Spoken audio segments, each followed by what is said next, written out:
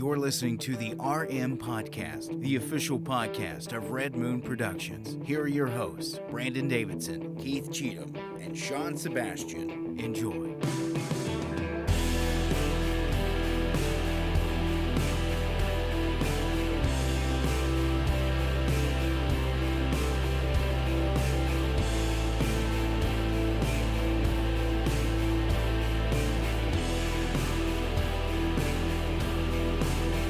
Welcome to another episode of the Red Moon Podcast. I am one of your hosts, Brandon Davidson, alongside our normal new host, Sean Sebastian. And Keith Cheatham. That's right, guys. Lighting it up COVID green again. Yeah. Compassion green. Well, we got another reason to be all compassionate, too. Do we? The murder Hornets are coming to America now. Yeah. That's going to be a different color. Color. Well, you can't call them Asian because that's racist. Well, you can only call them murder Why does Hornets. all the bad things keep coming from Asia? That is not a racist question. Just a fair question. I did love all the memes, though. I was like, welcome to the 5th level of Jumanji. Now murder Hornets. It is. It's insane that it's just like one thing after the other. I mean, 2020 has really turned into like... I'm loving it. Everybody's like, 2020 is a terrible year. I was like, I'm enjoying it. It's one of the funniest years. Yeah. I mean, what a way to kick off a decade. I mean, just with all the crap. To be fair, like I'm not saying I'm enjoying the fact that Corona exists. That's terrible. But yes, I will say just the irony of it all, the funny. I just find the humor in it. Well, have you watched the guy that like lets all the bugs and ants and stuff like bite him and sting him? Oh no. He's got his own like YouTube channel or show or whatever, but he like his name's like Coyote something. But he literally like puts them on his arm and like lets them sting it like. Well, that's a nut job there. He finds bugs I didn't even know existed Coyote on this planet. Exotic. But but he does the murder hornet, man. And I mean, he puts it on his forearm, and that thing is like it pinch him. Oh no, it's like it's huge. It bites. They're and 2 then inches stings. long. Yeah, it's Oh like 2 inches long. Yeah, they're huge. And it puts him down. Like really? he's on crawling on the ground if you in get pain. multiple stings, you could die from it. Like the venom's so strong that I mean, you could survive like 1 or 2 stings, but if a swarm of them, like when Sean got attacked by all them hornets, if they were murder hornets, I wouldn't be here right now. You'd be dead. Well, I mean, hey, look, no other movie to look at than My Girl. I mean, we know it's tragic. I'm just saying, poor Macaulay Culkin. One of the saddest moments in the movie. I'm not gonna lie. It was just super sad. Depressing. But the thing is they apparently these things they eat them over there. They capture them and eat them in Japan. Well, that's how they think. That's how they think they got over here. They think somebody brought them for a food source, and now they're just. You don't have breeding. proof of that. I'm not. We don't have proof of that. That's what they believe. Okay, we need so reports. far they're only in like Canada and Seattle and I was gonna say Washington, or that's Washington. Seattle, Yeah. Funny how it always starts on the coast. Yeah, just saying. Yeah, I don't know. Yeah. I mean, just how do they get in anyway? That's all. I'm just asking. Somebody brought them over. I don't know. I'm not trying to. They said, you know start what? Something. We're tired of America. Release the murder hornets. Yeah. Maybe that'll help us get rid of the COVID. Who knows? Maybe that. What if that's the cure? That would be to insane. be stung by one of those and the COVID it goes away. I'm just saying. I'm just gonna stick with the COVID. No better way for Asia to redeem itself than to give us the cure. I have like a phobia of those like. When you get attacked by a swarm of anything like that, you don't want none anymore, and that's like if I saw one, I would run. I would too. Like there's I've no seen stepping. I've seen the little pinchers, and that scares me enough. Oh yeah, they can bite too. They bite and hold on, and then sting you. Yes. So they get you more That's than how once. because they say they invade like honeybee hives and stuff, and they decapitate them eat with the their honeybees. mandibles. Yeah. They decapitate them with their mandibles and eat them. That proves they're not racist. They'll kill their own kind. They don't care. Okay. Well, they don't just kill. saying. They don't kill other hornets. Yeah, they kill the bees. But I'm just saying they're all the same. same. They're superior. Yeah. That's racist. Saying they're all the same. All right.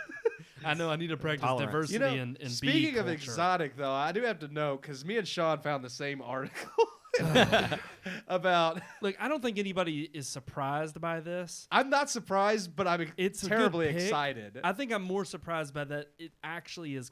It's going to happen. That Nicolas Cage is going to play Joe Exotic in a scripted series. I'm looking forward to it. I'm not happy about this. I'm excited. Yeah. Why? Because it's Nicolas Cage. No, I don't care. I'm done with Joe Exotic. I'm done with Tiger King. I will never be done with anything Nicolas Cage. You know it's going to. it could be either the most amazing thing ever made or the worst thing ever made, but it's always going to be entertaining. It's still Nicolas Cage. No, true. I'm not. I'm just thinking of Face Off. I don't know why. Case in point. It may not be a good movie, but it's entertaining. Yeah, he does either great or terrible, but it's always fun. That's a badass movie. Face Off. Yeah. No, I get. It's I just it's like he Speed. Is himself. It's like Speed. It's like it's a great '90s flick. Somebody knew what they were doing. You hired Nicolas Cage and John Travolta. For an action movie. Yeah. I'm not gonna lie, you can't go wrong. They knew what they were making. I mean, you can't. They said this Scientology and crazy together. And you get this premise sounds ridiculous. We'll just get Nicolas Cage and John Travolta to do it. Sold. Saturday Night Con Air. I'm just telling you. Con Air is a great movie too. I love that movie. He has the worst accent ever. I know, but it's still an awesome movie. All right, guys. Well, fun and entertaining. Yeah. Just like every week here on the Red Moon Podcast. Absolutely. So obviously, we're going to kick things off with what we do every week. First out of the show, right out of the gate, is our review. But we got another one in our Oscar tales. So this one, we had a little bit of a divisive. We were all across the board on that one. We all had our own varying opinions. Yeah. Mm-hmm. The Broadway Melody we all agreed on, but it wasn't such a great Oscar pick. Even though we didn't have the show last week, we did agree, and like I said, you can the review will be on the website. It is on the website now. There. Okay, so you can see it, and we all agreed that it was not a particularly great film, but it was instead probably got its honors for being like the first musical and some of the technical things.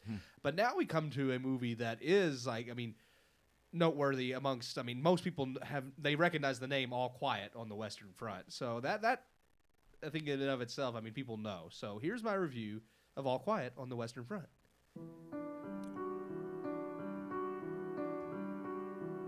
By 1930, film had already evolved considerably from its humble beginnings. With clear narrative, enthralling drama, and heartfelt performances, film had already begun to change from an entertaining spectacle to a bona fide form of storytelling and human interaction.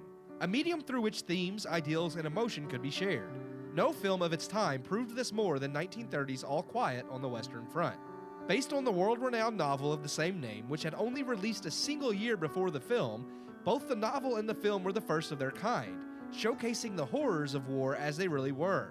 Banned in many countries, including its country of origin, Germany, All Quiet on the Western Front is the war story that would shape a generation. Likewise, the film would become the foundation for which all war films are measured.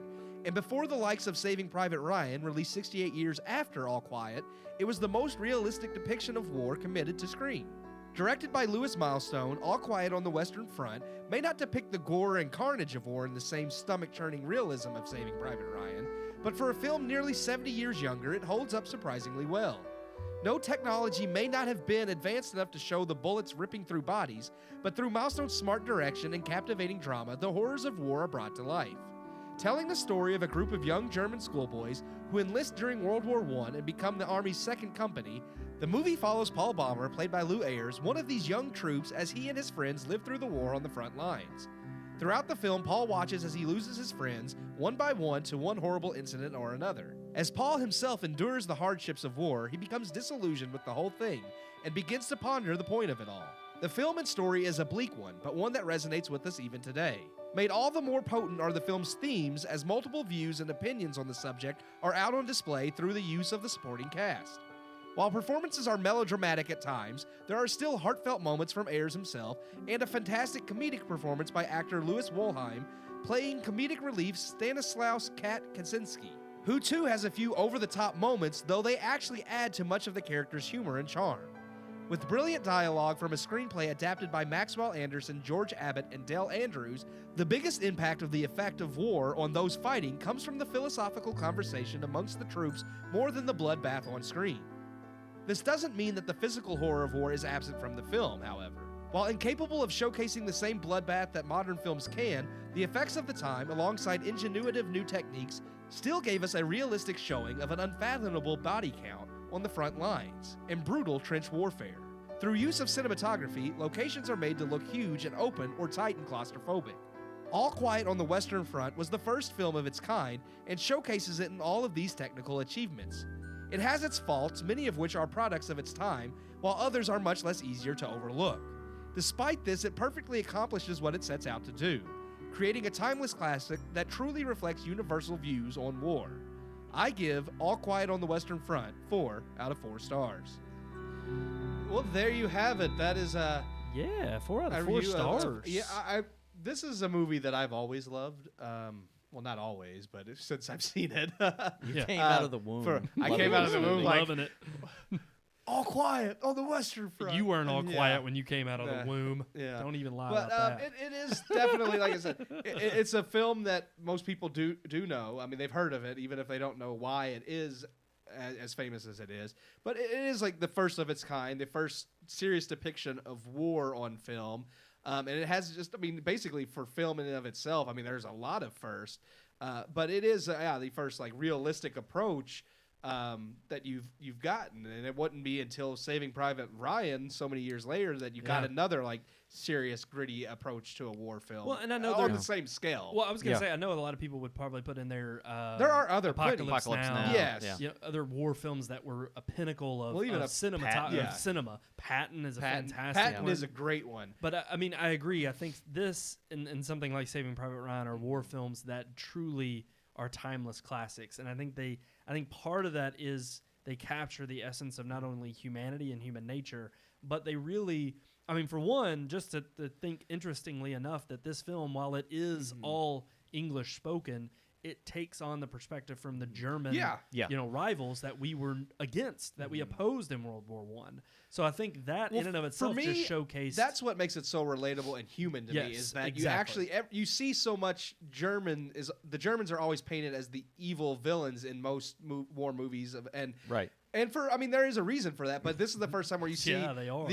Exactly. They are. They were. Definitely the Nazis, but the thing is, the soldiers, the guy on the ground, like the little peons, they were just doing what their country. They were fighting. They were doing what they were told most of the time. Like there's even a perfect scene in this movie where they discuss is like, why are we here? Why are we fighting? Somebody must have wanted this war. Yeah. I didn't want it, but somebody had to want it. I love that scene in this movie. And exactly, it shows to know that we've seen that in war films. Yeah. But this was the first. Yeah. This was. We saw Wings. We reviewed that a few weeks ago, and that one even taking on, the tale of war that it told in a serious way. And yet, there was even some shots that were used in that film that were also used in this one, especially during the battle scenes. But yet, again, to deepen that story of the soldier on the ground, the boots that were on the ground. And I think it truly is it has very universal themes. Yes. It's like no matter if you fought for America, Britain, France, Russia, Germany, they all experienced the same horrors and went through the same ordeals. Right. We're just used to seeing the American or British side of things. We're not really used to seeing the German side. Well, so that's unique. To make your enemy sympathetic in a way. Yeah. And it's not to say, because obviously, definitely, especially during World War II, Hitler and those in charge were definitely evil. But a lot, like we said, a lot of the soldiers underneath it were just, and that not giving them an excuse, but they were doing what they were told. Well, and one thing in particular, talking about even World War II, I remember watching Band of Brothers, the miniseries, a fantastic miniseries. And there was one scene when it's in the dead of winter and it's Christmas. And they're all in these foxholes covered in snow to try to keep warm underneath the snow. And there's a scene where they hear Silent Night being sung by the Germans in German, and there's a ceasefire. And there was nobody firing anyway. Oh gosh, don't to see All Quiet on the Western Front and then watch War Horse. Pathetic. War Horse is pathetic. Yeah. But it's just when I saw that scene in Band of Brothers, when I watched this, it reminded me of that scene, which this obviously came well before Band of Brothers, but it just, again, it's capturing that essence of humanity that is within the individual on the front line. Right. And I really absolutely think this is a timeless classic in that regard. And what was your star rating? Mine was 3.5.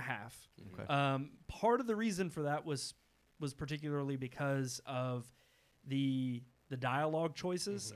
Again, I don't want to knock it too much. I know that hit or miss, because some of the dialogue blew me away. Yes, some of the dialogue was fantastic. But some of the rest, I agree, was very bad. To me, there were certain scenes that, in particular, like for instance, there's a scene towards the end when the main character that you follow all the way throughout, is on leave and he goes home, and he's talking amongst a group of guys, and it's kind of these older men who know better than he does. And the scene had already conveyed that. But then one of the older gentlemen, very directly in his dialogue is just like, see, you're a man on the front lines. You do your job fighting the war, but we know strategy.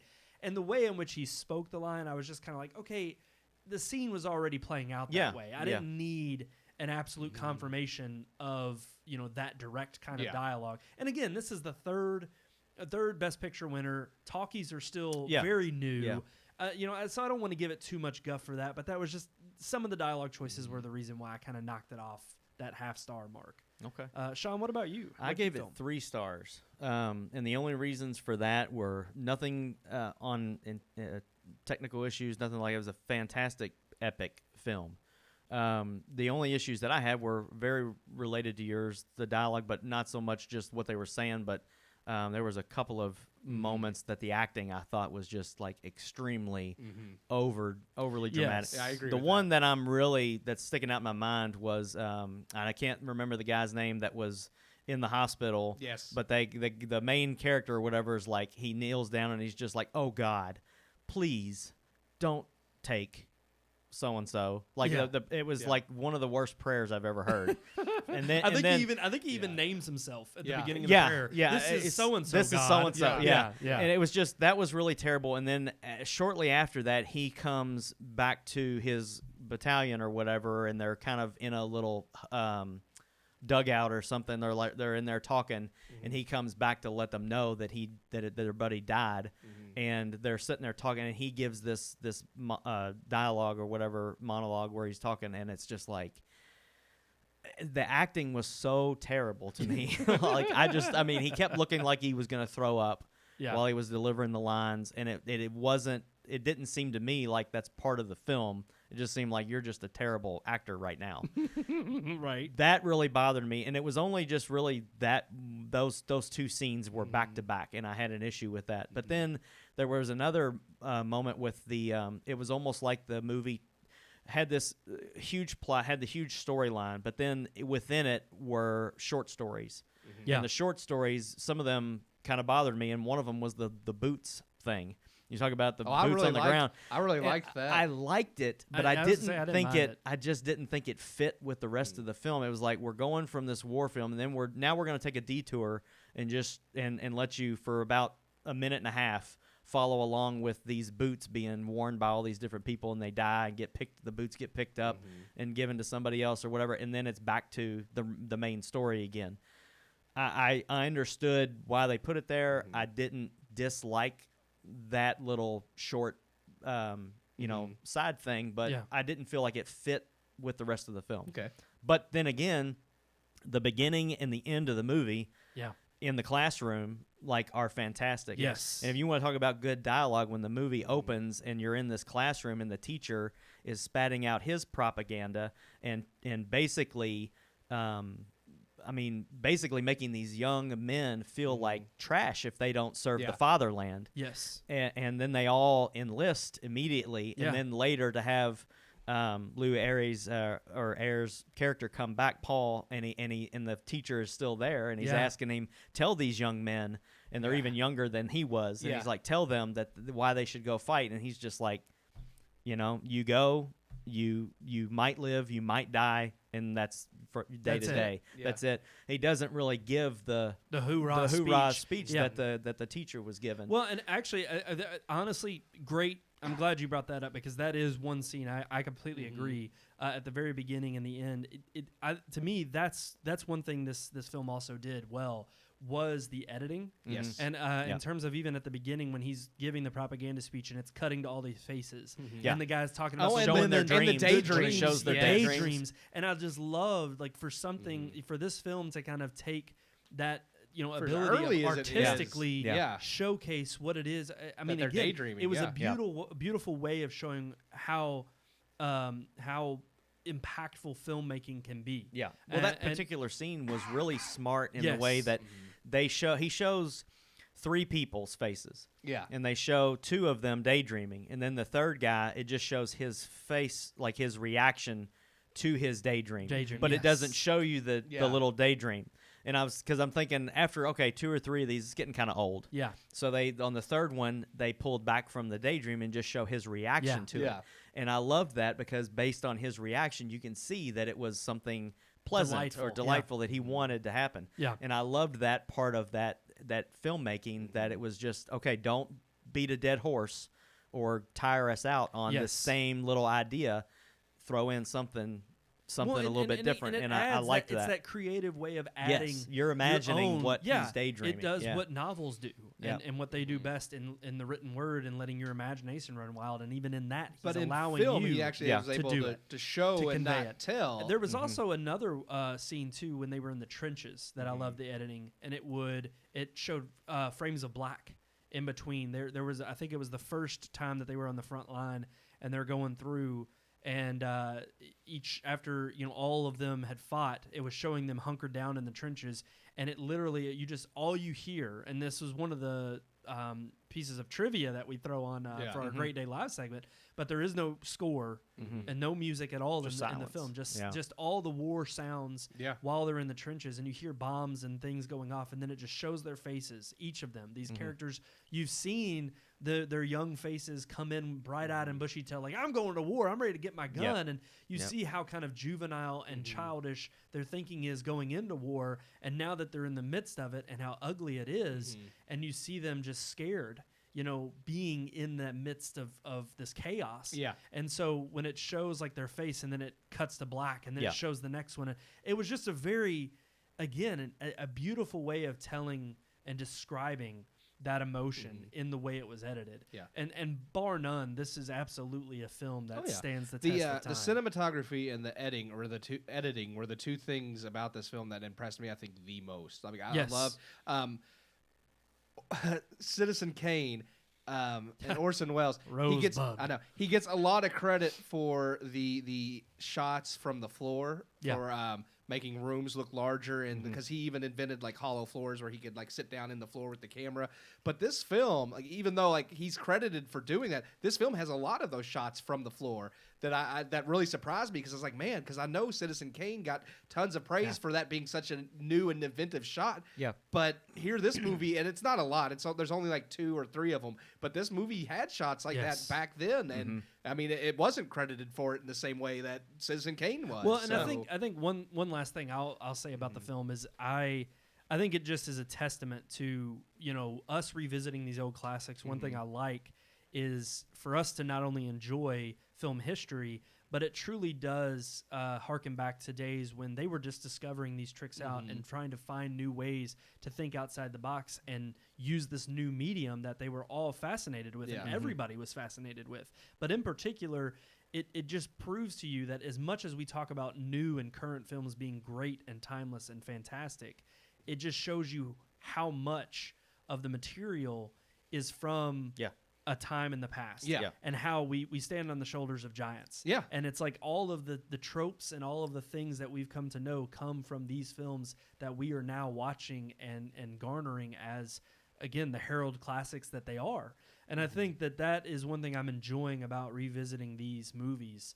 And of course you have your Broadway melodies that are not, particularly great. And you can tell, what I think was maybe a piece that stood out because, hey, it had sound in it and they were fascinated with sound. And I think we're going to see that with some of the most recent Best Picture winners that we've had, such as, well, I think, Birdman and Moonlight. It is interesting. Like as they're not going to stand the test of time. As time goes on, I think there's definitely ones that people look back and remember and say, oh yeah, that definitely deserved it. But then there's ones where you're like, well, maybe that was just caught up in the emotion of the time. Sometimes those technicalities and some of the things that went into the filmmaking, not necessarily the acting performances or even the story itself, those things are overlooked by some technical thing or new system that they've come out with for making these movies. Like Boyhood, everybody thought Boyhood was gonna clean house because it was filmed over 12 or whatever years, and it didn't. But then again, Birdman was a great movie, but one of the things everybody was so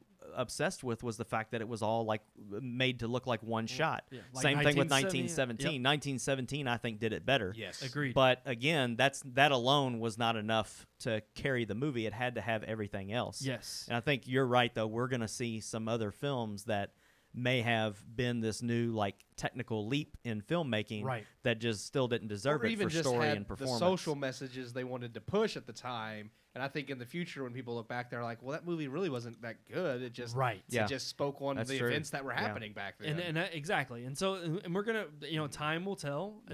As we're going back and revisiting these. Time always does. We're going to be able to find out whether there are other, Best Picture winners from the past that truly deserve that title. But no doubt about it, All Quiet on the Western Front absolutely deserves that title. Next week will be the 4th Academy Award winner. Go ahead and tell us about that one. Cimarron. It's a Western. It is the first Western to win an Oscar and one of the Best Picture Oscar and one of the only Westerns to do so. I mean, others have been nominated. But yeah, it like I said, the story is noted because it spans the scope of 40 years. It's a large, epic Western. I believe it's also another longer film. So a lot of the ones we've done so far have been 2 hours plus.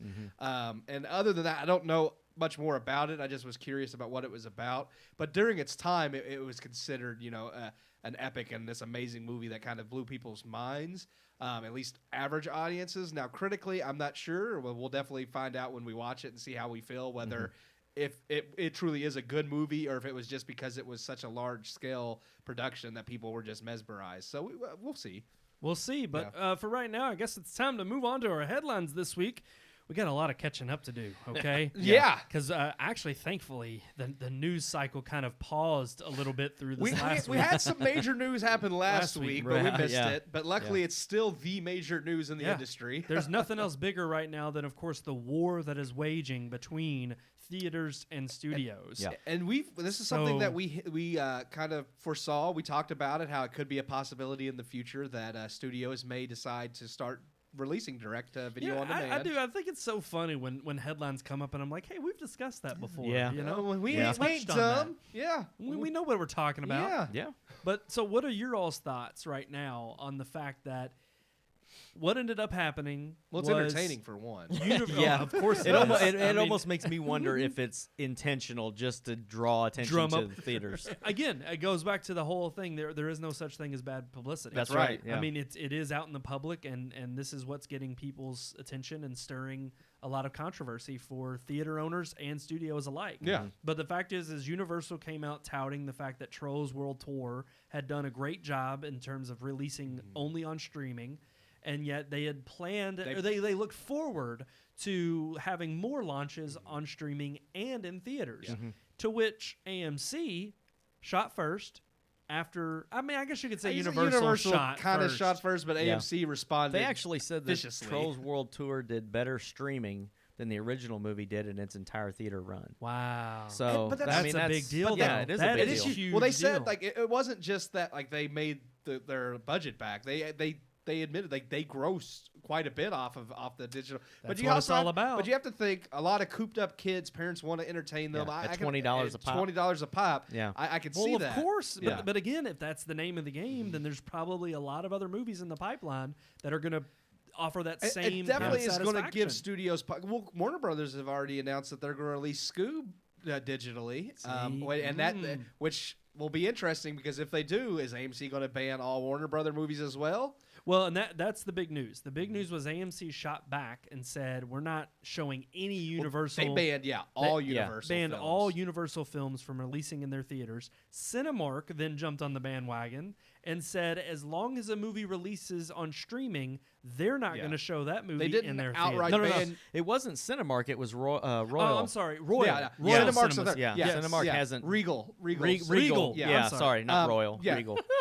Royale. We don't even know about them. That's like up in Indiana for us. AMC's the largest chain, and Regal's the second largest. Cinemark's the third. They haven't weighed in on this yet. But Regal said they're not banning outright just Universal, but they said any production company that releases a film to video on demand instead of in the theatrical theaters. Window, like any studio that skips the theatrical window, we're not going to show in our theaters. Yeah.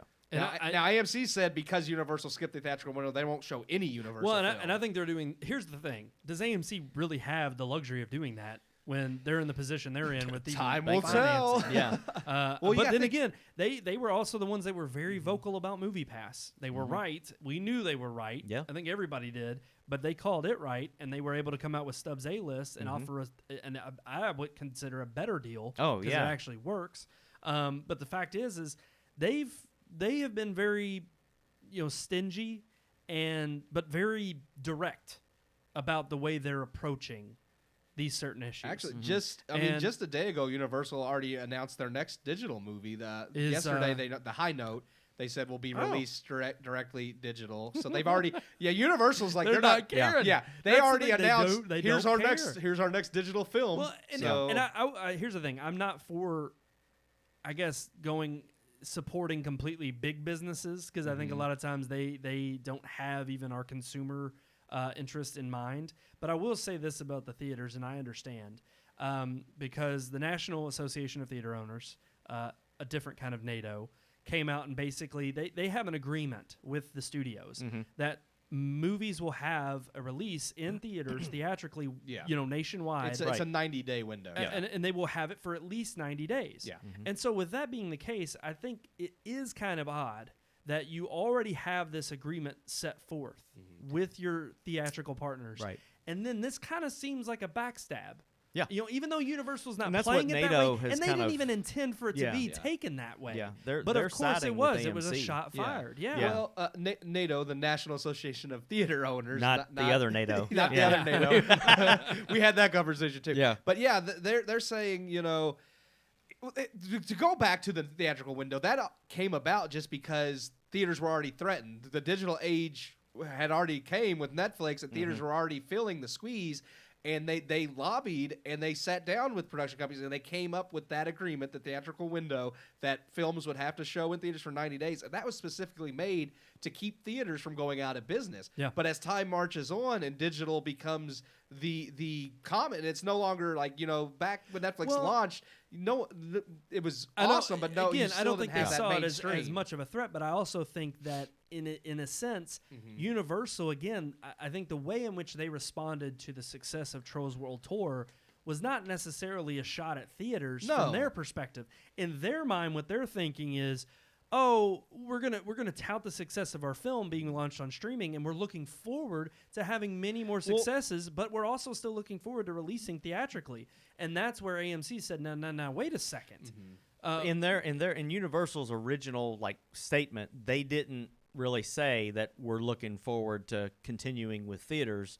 They made it sound like we're gonna jump the theater ship and just go all digital. digital. They said, then after AMC fired back, that's when they come out and said, no, we still want to do certain films theatrically. They said they would release it theatrically and on demand at the same time. Right. They didn't say they were going to skip but that's theatrical still altogether. going to pull away from theaters. theaters. Yeah, absolutely. And no doubt, Universal is trying to look at the best way, just like theaters To make are, money. to make money. Yeah. And I'm sorry, but in Universal's defense, I understand their reasoning behind saying if this is a better avenue for us to go straight direct to the consumer, and we know it's going to be a success, but then there's other Why movies. would you not do it? Yeah, why would you not do it? And then there's going to be other movies where they probably know they're going to see their bigger ticket sales. Movies like with releases. Fast and the Furious and Jurassic Exactly. World, both of those, because here's the thing, those are going to be major blockbusters. Yep. I'm sure Universal wants those to be in theaters, and it's funny because it's like, are you saying AMC doesn't want to have something as huge as Fast and the Furious or the Jurassic Park series in their theaters? Because that's a lot of money they're going to miss out on. They're hoping that Universal will walk Backs some down. of this back. And I don't think they're going to. The head of NBC Universal, even he himself said, digital releases are inevitable. He said, it's the way of the future. Way of the future. Way of the future. Way of the future. But Way of the future. and he's not entirely wrong. I mean, we've already look at every company now is trying to get into streaming. HBO Max comes out this month. NBC Universal has their own with the Peacock coming. Which NBC's in trouble apparently too. They just everybody is with COVID, but they've also just recently cut some people. But continue, sorry. No, and they're just saying obviously what people thought might be a niche is the common mainstream medium now is streaming. So it makes sense that production companies are going to look to, well, if we can cut out the middleman and just release directly into homes and garner all the profit. I think what's really at hand here and what's going to be the real teller of what's going to happen down the road is AMC, of course, is not going to show Universal films. if that doesn't hurt Universal's bottom line, the only person's bottom line that hurts is AMC. Right. And so if that ends up hurting them to a degree to where they can't recover, or people can't, they don't have other films that are drawing in people to their, put butts in the seats. Yeah. Then ultimately AMC's the one that's really going to be struggling if they don't bring that crowd. If they even have a chance to increase their profitability by 1 or 2% at a theater because they're carrying a Universal film, then AMC's going to eat their own words and they're going to cave eventually. I need to see more films released straight to digital that do better than in theaters. Well, I want to see it when because theaters open back up. I still think that, and I'm with AMC, I still think Trolls did so good because you have a lot of cooped up families that are sitting at home with nothing to keep their kids occupied. Absolutely. So they're willing to, I'm not willing to spend $20 to rent a movie. Nope. You know what I'm saying? Same $20 better be mine forever. Yeah. And that's it. That's I better be buying the movie with That's it. the reason that we get screeners from, the studios. The bigwigs. To watch, and that's how I watch it with my kids. I didn't pay for it. Yeah. I'm just saying I understand what it's like being at home with kids that have nothing to do. And yes, Trolls World Tour, unfortunately, has been a godsend because my kids watch it 3 times a day. Gosh. And Can you imagine, it's if you had to pay $20 every you time they imagine watch exactly? it? You get it for 48 hours for $20 if you're renting it, and it's just like How that's many not people enough. paid But that $20 once more once than the once? COVID stuff is over and everything starts to return back to normal, I don't see a movie like that making that much bank on demand. I don't know. I just don't. And that's where time will tell. It's because hard to tell, yeah. Truth be told, I don't see it being that big a deal with major releases that adults want to go out and see. When it's staying at home with your children, when it's talking about a film that is geared towards your animated releases. Oh yes, I definitely think I can see select movies like Scoob. I think probably will do. do That well would be a on good home one to demand. do. exactly, digital, and yeah. I think Because that's I think not your what I want to go to the animated theater to see features- anyway. Yeah, well, but again, I think it's going to be your animated family films that truly do end up becoming a bigger hit streaming wise than they do theatrically. Yeah. And I understand why Universal's pushing that. The real question is with the fire and the trading back and forth, it is going to be an interesting, it's going to be an interesting test because another big development, in fact, was the fact that the Oscars even came out with news, and they are changing the entry guidelines this year. Well, and they almost Just have this to. year, not for the years to come. Right. But it is going to include movies that were released on streaming, or it can be. They're eligible for an Oscar. However, they will have had plans to release theatrically. They're only eligible if they couldn't release theatrically thanks to what's going on with COVID. Right. Now, and then here's the gray area, because we discussed this. You said, what happens in the future when Universal releases a movie to theater and on demand? Is it still eligible? And because the Academy really hasn't said, they've only said they have in terms of in normal years, the rule is that you still have to release theatrically in the 2 major cities, LA and New York, or even in LA. I think it's just one city. It has to release in LA and it has to be there for at least a week. Yeah, before it goes out, and then it can go to streaming, but it can still be eligible for Oscars. Yeah, and that's what I was saying earlier. But the thing is, like you said, does that mean if Universal releases, if they don't do that 1 week in LA, if they release a movie simultaneously, does that make it no longer eligible? I think under their rules right now. My question is because of this rule being only available this year because of the COVID pandemic, the real question to me is, well, what happens when theaters open back up? And then because this rule is vague enough to where Universal could still potentially release a late-in-year movie on streaming. Maybe I didn't accept, but that's what I was going you're talking about just this year. Yeah, I'm talking about just this year. Okay, I'm talking about, if theaters open back up and Universal releases whatever this next movie I just mentioned. I already forgot it. Not Scoob, that's Warner Brothers. Oh, I forgot the name of the other one. Sorry, it's not that. It's really not that. I didn't want to see it anyway. But if they release that film and theaters already open back up, it's not an Oscar-worthy film anyway. But would it not be eligible? Because I would think not. But their wording and what they're saying is vague. So it's like I think they're kind of opening a window, and I'd be anxious to see if they're actually going to not do this again next year. I can see them having a couple of these digital releases that maybe are Oscar worthy, and it's going to become the new normal. Well, I think the big thing with the Oscars, afraid of this. I think the Academy, what they're going to have to do, and it's just, again, depending, it doesn't matter how popular it is. If they keep getting pushed for it, then yeah, they'll have to come up with some kind of response. But what they could easily say is, well, yeah, that was just last year because of the pandemic. Yeah. However, regardless, if they do invite streaming or movies that are just on streaming services, they're going to have to be very deliberate about what streaming platforms they allow. Because who's to say that an amateur filmmaker can't release something on YouTube? Yeah. And just because they aren't some big, huge studio, it's still a streaming movie. Yep. You know, but those obviously are put online a dime a dozen. That's when that Neil, whatever his name Neil is. Breen. Neil Breen's going to be an Neil Oscar Breen's gonna winner. walk away. But to be with fair, his Oscars. he could put that on YouTube anytime he wants, and it's never going to be even Well, if there wasn't a stipulation. No, but the point is the Oscars and the Academy want to maintain some kind of notoriety Yes. for being, revered. Yes. And I understand that, but the times do change. Technology does change the way in which we view films, and that has been the biggest question since the runaway hit that Netflix is, and the fact that now all of these major motion picture studios are getting into the streaming business. And so with the Academy in particular, they are, I think, with the first wave of this pandemic, having to figure out how they're going to approach this. They're just picking out this year and trying to come up with ways around it. But don't think that they're not sitting there in the back, in their, spinning their wheels trying to figure out how are we going to approach this in years to come when this becomes a bigger threat. Yep. And I think the theater owners are thinking the same thing. AMC, I agree with them. I think they're making the right call for their business.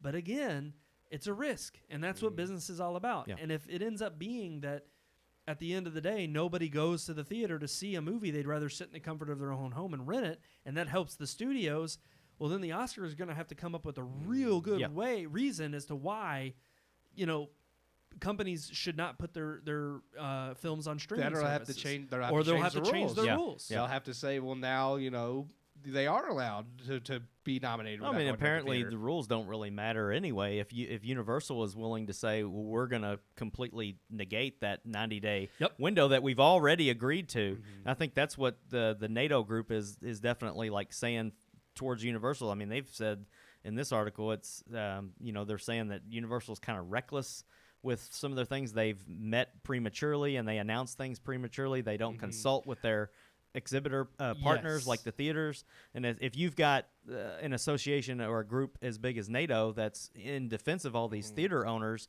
and they're saying Universal's been doing this for a long time. This is just who they are. They've always been they've already been. So and again, though, you're looking at theaters versus the production, because I mean, obviously NATO, they are the theaters, so that's what they're there to represent, the theaters. Yeah. Whereas the production companies, they want to represent themselves. Yeah, the NATO doesn't represent the production companies at all. Really, I mean, they're meant to for the. And the thing is, the production companies, they're more for the profit. But NATO needs the production companies. Yes, they need the production companies, but the production companies are for their bottom line. They're for a profit. Yep. Yeah, Universal might want to win an Oscar, but when it comes to movies like Jurassic World or Fast and the Furious, those are never going to be nominated anyway. Those are the blockbusters that are there to support and fund the Oscar winners. So Universal, and then the Oscar winner is just simply used as a marketing for point notoriety. To say, look how great we are. But that's my point, is that when it comes down to it, Universal doesn't care about the Oscar rules because they want that profit. And if it's not a movie that they know is going to be an Oscar-worthy movie anyways, why do they care if it can be eligible? I mean, who cares if Fast and the Furious is eligible for an Oscar? What they care about is it's making them money. Yes. Yeah. Now, later on down the road, if Universal makes some movie that they know needs to be an Oscar contender, their minds might change about the digital distribution. And again, yes, it ends up just coming down to it being a business, and the studios are in it for one reason, just like the theater owners are in it for a reason. It's all to make money. But at the end of the day, the Academy has this they have a tendency to try to go against the norm to maintain relevancy, but also to maintain their status quo of being revered. Yet at the same time, they've been probably the biggest and hardest hit in terms of their relevance because of the fact that they're unwilling and there to change. are people in Hollywood that are cinemaphiles. I mean, you look at Christopher Nolan. You have people just like that, because he's been an advocate not just for we're theaters. good. That's what we're going to talk about now. He advocates theaters, but he also for film itself. He prefers like actual film over digital. Yeah, and you do have people like that will fight tooth and nail for the theater experience because they love that experience. And there are those in Hollywood that would side with the theaters. Well, and right now he's pushing his next film, which we all have been looking forward to. But Tenant is set to come out in July, and he's been one of the main pushes even he's pushing the studio to try to still release it theatrically. He doesn't want to push it back. He wants it to be one of the films that come out and reinvigorates people to get back out into the theater. Right. Yeah. Because he loves and he wants it theatrical IMAX releases. Yeah. because IMAX is something he- you can't get at home. He Yes, loves exactly. IMAX. Yeah. He Absolutely. thinks when it came down to 3D and the IMAX for a while there, he was always the one to Oh, push. we talked about IMAX. it, Yeah. and I agree. We've all agreed with him. It's definitely. way more immersive than than 3D ever was. But the thing is, and the question is, even though he's fighting this fight, is Tenant the worthy movie to bring people back to the theaters? Will that be a big enough release? I would to go get back for people? Tenet, but I don't know about. I would, but the the average film goer, I just don't. His movies are intellectually deep. There's dense. usually they're very dense films. You're right, and I don't see that. It's just like, God, what was the man? Now I'm Not like, Interstellar. not Interstellar. The Dunkirk. no, the one with the dreams. Inception? Inception. Oh, Yeah. Inception. I mean, you've got to. I still don't fully understand Inception. But, no, I'm but just saying. here's the thing. But that's a movie that, like, I would love to go see. I did not see that in theaters. Well, I but- would have loved to have seen man, that yeah, it in was IMAX. Oh yeah, it was I fantastic. mean, I can't Yeah. imagine it in IMAX. But here's the thing: all of those films, every single one of them, Yeah. were blockbusters. Oh yeah. Huge Yeah. hits. Yeah. Dunkirk even. And Yeah. it was probably the lowest, I think, of the ones, the last ones that I've seen Oh yeah. that I appreciate. I mean, the Yeah. Dark Knight trilogy was insane. fantastic. Like, yeah. And that honestly is, I would beg Well, to say that I would that's really his claim to I'd say fame. the Yeah. Dark Knight trilogy Yeah. is why all What of his set films him- went on Yeah. to become blockbusters because Right. that precedent, people are like, well, we want to see what else he makes, and then because he made Inception, then Interstellar and Dunkirk, people are And like, because well, I think Inception was a psychological thriller, but I also think because it was dense. Again, what I love about him is that he doesn't treat the viewer as stupid. yes, Yeah. And I think that a lot of people, He again, makes you feel stupid. I walk over for some of these films it's and like, I'm damn, just like, he's just. I don't. What in I the mean, I world? love his movie. Like, that's what I, I love love about him, it is the but- fact that he doesn't like he does. I like the It fact that annoys me when when they try to explain when too they water much. it down. Yes, To me, I've seen way too many films that are watered down to the extent that they want to spoon feed you the narrative to where it's like they don't expect you to get the twist that they're creating, Yeah. so they have to feed it to you as if you're a child. And I'm like, Yeah. well, then you're not doing a good enough job as a filmmaker. Yeah. Yeah. And granted, I understand that, for the majority, no, I don't want to sit there and watch an Inception-like movie every single time. Sometimes that's why I love the Fast and Furious films. Right. I like a It's just mindless dumb action. Yeah. But at the same time, I think he has a kind of weight. And I think his movies do have a certain kind of pull of popularity to maybe be that big movie that opens theaters back up to get butts back in the seat. Because let's face it, we've already talked about how if the theaters open up with, it'd have to be some great movies that were classics of old. Mm-hmm. It's going to be really hard for theaters to come out and then have no offering to give people right away. And if that's the case, well, then we're going to be sitting with another zero box office for several months to come, even after the pandemic is over. Right.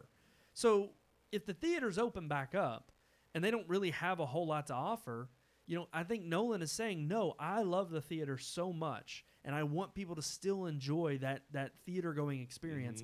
And I want my movie to at least spearhead that effort, Yeah. put my money where my mouth is, and take a chance, take a risk, and see if this is something. Because when theaters come back, we're going to be limited. I mean, Yes. one of the articles we have on our headlines is about Texas theaters requiring health checks. Yeah. You're going to have things like that. You're going to have them seating people 2 or 3 seats apart. You're going to have, so they're going to be at 50% occupancy probably.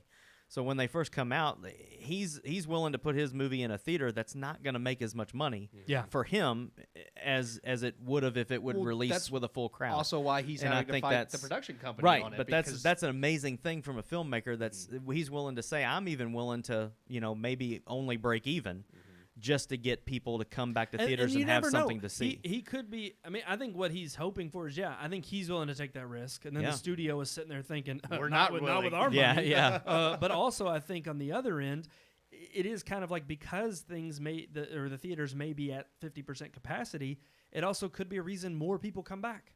If you don't get it in the first wave, weekend, Yeah. well, maybe you'll come back the second weekend and you'll be able to get in and Yeah. see Yeah. it. And so I think he's hoping that it'll draw enough momentum for people to go to the theater. And who knows, maybe it'll have a longer than traditional theatrical run because that of could it be being possible, yeah. low capacity. Yeah. But I ultimately do think that at the end of the day, it is a risk. But I do think Tenant is a big enough film. I think it is a big enough film to draw people back to the theater. I think we need a landmark film. You definitely, I agree. You definitely have to have something major. Look at Universal's next digital distribution. We can't even remember the name like 5 minutes after we're talking. It's like that movie wasn't going to draw people back to the theaters. No. Tenet would. A Marvel film would. Well, Fast and the Furious would, yes. But without something that huge, people are going to be slow to go back to the theater because they're going to be nervous about it. I mean, you think how much? I wonder how much the last Fast and Furious movie cost. $200 million, $220 million, something. I would imagine that's about fair. Yeah. But I mean, you think about spending that much money on a movie and taking the risk of, we'll just do it direct to digital when people aren't stuck at home with the COVID. Yeah. I don't think so. Well, and I think it will be in theaters. No, absolutely. Oh yeah, it'll no doubt be in theaters. I think what Universal's weighing is, can we release it in theaters and streaming and still get a double batch? And because no doubt, if you cast out a net that's bigger, you're going to get more fish. That's true. And I think in their mind, they're thinking, well, no, we still want theaters, but we want the digital front too. They want to have their theater cake and eat it owners too. Yeah. Yes, and the theater owners are saying, no, that's BS, and that's not the deal you signed up for. They're hoping that theater lovers will still go to the theater and watch Fast and the Furious, but those who are more likely to wait till it comes out on video will actually rent it for that $20. And in Universal's mind, they're thinking win-win. We put it in theaters, it makes a ton of money. Now, whether it works we put it out on that streaming way, and it makes a ton of money. Yeah. I mean, even if they cut it from 3 months to just 3 weeks, that's going to kill theaters. Yeah. I mean, they need that window, that large window, to be able to stay afloat. And AMC is already on its way out because of the coronavirus anyway. So they're scratching to stay alive. Yeah. And so I think they are. They're right now they are taking a risk too of trying to at least stave off that emergency. Yeah. But at the end of the day, it's like if Universal gets away with it, what other production companies are going to try to get away with no it? doubt. You know, they'll all jump ship. we already know Warner Brothers is planning with Scoob. But again, those are like the family films. Yep. So whether they branch out and we see more production companies and a wider array of films is yet to be seen. Yeah. It's all gonna. The devil's in the details, and It's we'll find out. interesting. Like only time will. We're going to the theaters though. Oh yeah, we'll as soon as still our be going. Stubbs A-list starts working again, I will go. The moment they going. start charging me, I'm going. I'm going. Heck yeah. Yeah. They ain't gonna keep I ain't me wearing out a of mask either. I'm coughing everywhere. Yes, you darn I'm right. gonna take my murder hornet. Keep Release- people away from release me. some murder hornets in there. I can just You know what I'm gonna do? I'm gonna rub fish oil on everybody and let the tigers get them. That's what I'm gonna do. You need sardine oil. Sardine not oil. perfume. Freaking Carol Baskins. I'm done with Joe Exotic. I'm done. All All right, right. just like we're done with headlines. All right, I guess it's time now for us to head into our unique weekly segment. Multimedia.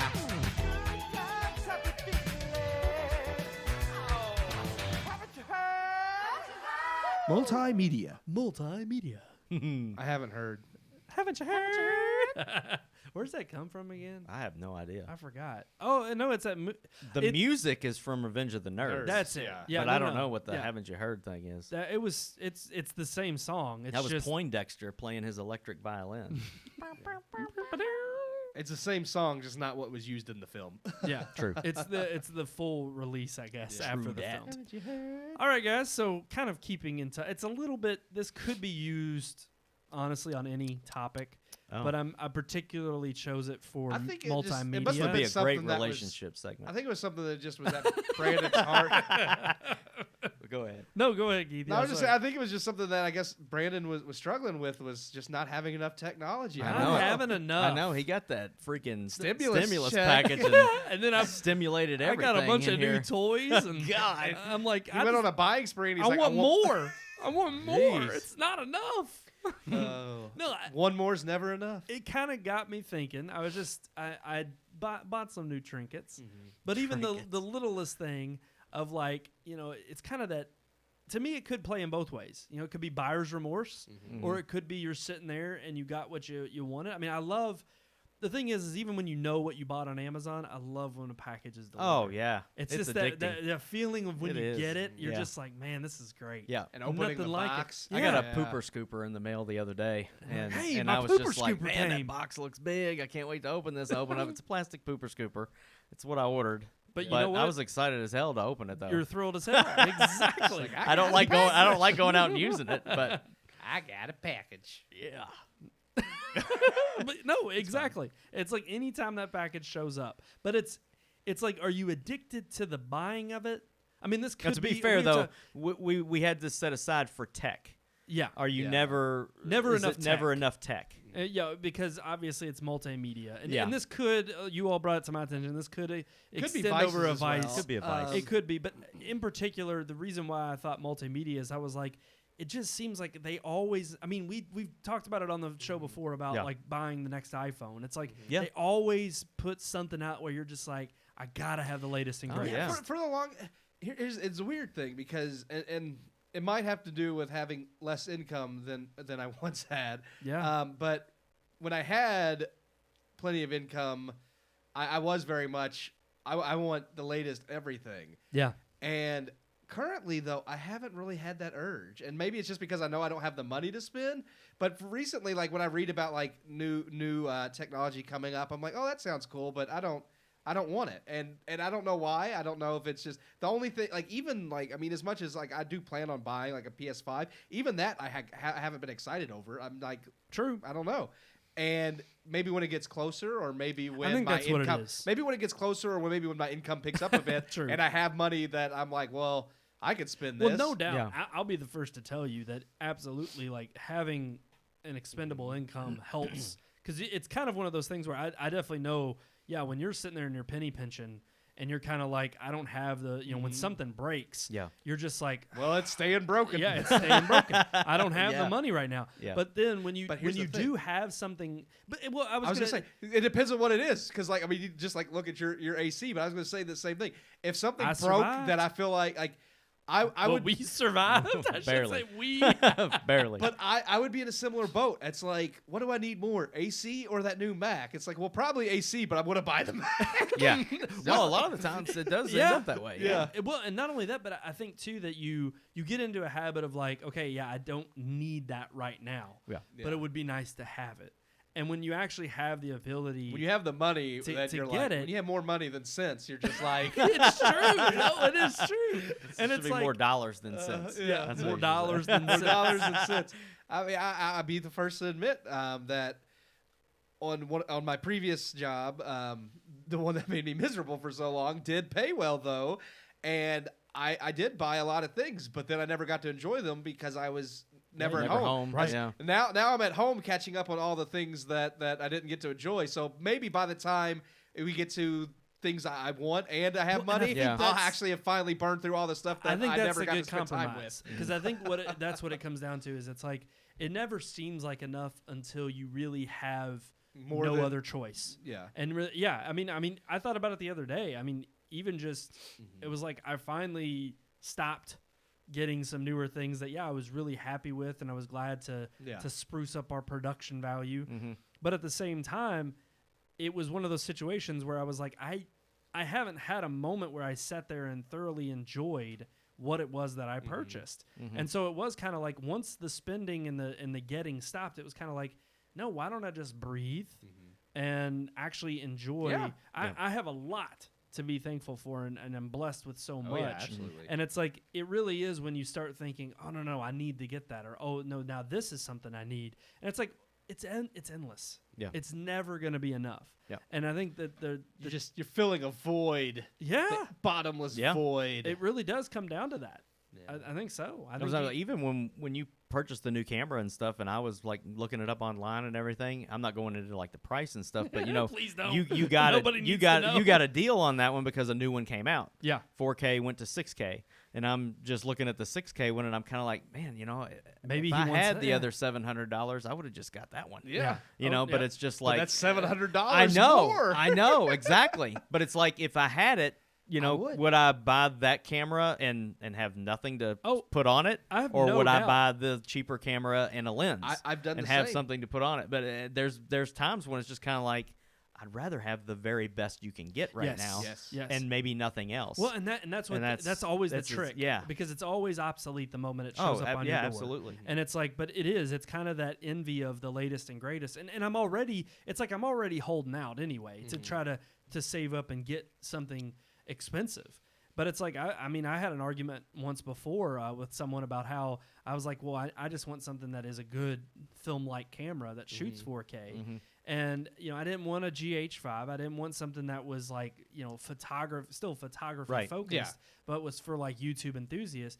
But even with buying, the 4K camera I got, my first thought was, well, some people would have stopped and said, no, I'm not going to spend money on that. I'm going to save up another 20, 30 grand and buy a red. And on I'm the like, opposite side, hell? I would say on the opposite side, way. some people are listening to you talk about buying 4K cameras thinking, well, I need a 4K I got camera. one in my pocket. No. They're thinking it's like, I'm just happy with whatever little bitty rinky dink phone, because that's all they get. You know what I'm saying? Yeah. Some people are just satisfied with what? Yeah. I mean, my parents, like, there's so many times, like, I mean, I mentioned them a lot, but I mean, when you talk about technology, it's hard not to, because you always go to your parents. Yeah. But like, they'll watch, like we've talked before, they'll watch something on TV that'll be stretched out and in a terrible resolution. I'm like, why don't you adjust the settings and fix that? Well, I don't see anything wrong with it. It's like, how do you? How and do they you honestly, not? it's like, Yeah. it looks normal to me. It's like his head is like 2 feet wide. It's like, that's not.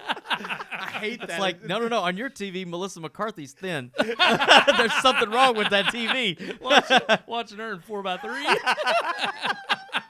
Yes. It's like it's wrong, and they'll be like, Yeah. why is it wrong? Why is it right? Yeah. It's not. I enjoy it just fine the way it looks. They don't see it. But and it is. It's like, obviously personal tastes vary in large degrees, and obviously anybody who has a hobby or a passion is going to be either willing to spend more of their whatever little extra income they have on that. Some people wish they had enough money to buy a 4K camera. True, but I wouldn't argue with somebody who went out and bought like the same amount of money in horticulture stuff. But I'm not. I don't like that. I don't give a crap. It's like some people buy like the best vacuums and the best irons, and I'm like, I'm not going to spend hundreds of dollars on those items when I'm just like, I can tell you, don't waste your money on a Dyson.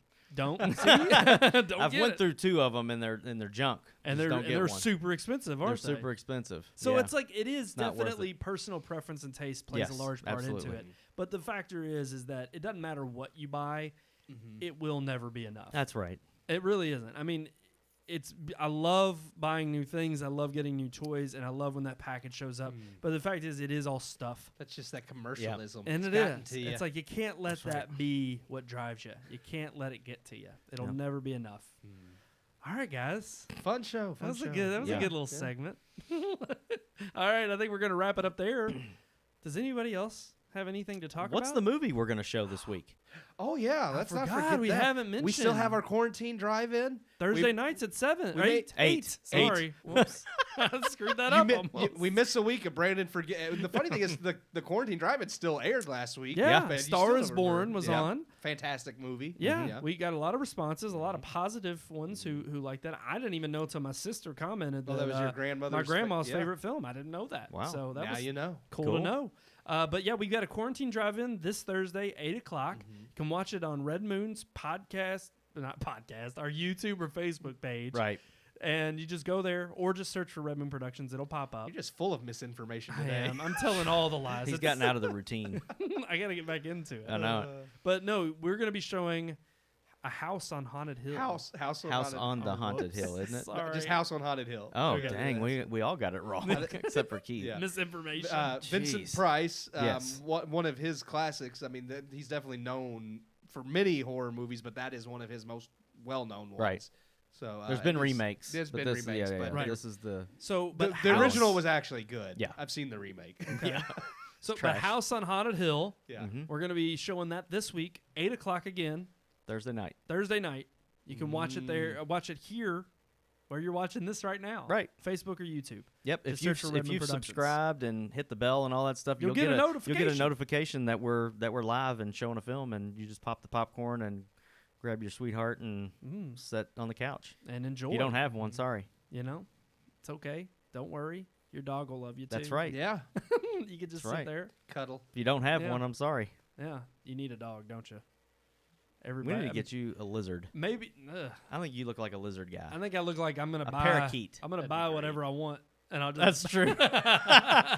Hey, when the next stimulus package comes, I want to see what I think he needs a ferret. That's what he needs. he needs. A He marmot. needs a ferret. I just think of That'd be Kindergarten hilarious. Cop. I just think of Kindergarten Cop with a ferret. Yeah. Oh, Because that's what he had. Yeah. That was like their classroom pet. Didn't everybody have a? I don't want to get out of that topic. yeah. I don't It's know. like classroom pets. That's you story know? time. I We'll just- get we'll that's save that next for week. later. That's next Only week. thing I remember You about know? that movie is the truth about gender. Boys have a penis and girls have a vagina. That there's only two. Yeah. That and it's not a tumor. It's not a tumor. It's not a tumor. It's not That's a true. tumor. I don't know. I don't know if that beats. I don't know if It that beats. doesn't sound right if you don't say it like him. Well, I don't know if it beats. Put the cookie down. That's still my favorite. That's my favorite. All right, Okay. guys. So other than Quarantine Drive-In, you can always, right there at the bottom of your screen, email us, rmpodcast@redmoonproductions.com. So until next time, I think that's going to do it for us. Pow! Is he saying pow? Pow! Pow! Catalina wine mixer. Don't know. That was out of left field, but it's great. I know. I don't know where it came from. Just like in that movie, I don't know where it comes from. But I still, die laughing when he does it. I know. Why is he doing that? All right, guys, that's it. Until next time, I am one of your hosts, Brandon Davidson, alongside our normal new host, Sean Sebastian. And Keith Cheatham. so until next time, we will see you you at at the the drive-in. Oh, we got it, barely.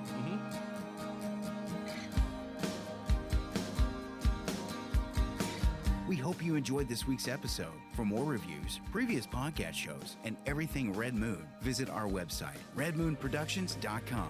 You can also like us on Facebook or follow us on Twitter by searching for Red Moon Productions, LLC. We'll see you at the movies.